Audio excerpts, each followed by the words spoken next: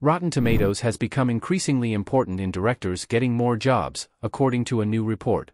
The review aggregator website, which was originally launched in 1998, calculates a score out of 100% to assess the proportion of positive and negative reviews for a given movie or television title, with anything 60% and above considered fresh or generally positive.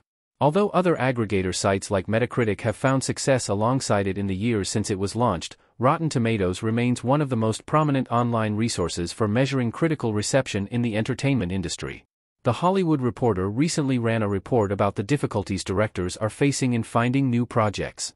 A director representative who was interviewed for the piece shared their opinion that critical acclaim is now gamified. They revealed that the Rotten Tomatoes scores for directors' previous works are a go-to resource for producers deciding who to hire, and it inevitably affects decision-making. An executive's rebuttal supports this claim but seemingly defends the process, sharing that when picking a director, all you have is their past work and a meeting. Read their full quotes below. Is using Rotten Tomatoes to judge a director worse than using Box Office? This Rotten Tomatoes development may be a lateral move for studios.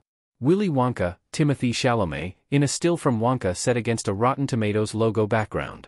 There are several issues inherent to using Rotten Tomatoes as an objective measure for the quality of a movie or television show. The first is that the demographic diversity of the critics hired at publications that are included in the Rotten Tomatoes aggregator does not always reflect the diversity of audiences interested in a particular title. Another issue, among many others, is the fact that a 50% score, which is deemed rotten, still means that a movie was enjoyed by half the critics who watched it, a gray area that isn't accurately reflected by the splat the title receives. The site's flaws could negatively impact the careers of directors who aren't critical darlings. However, using divisive Rotten Tomatoes scores to guide the hiring process may not be any less accurate than another studio go-to for determining success, which is Box Office. Both methods of measuring a director's success are fickle and require a broader context, though one isn't necessarily shakier than the other.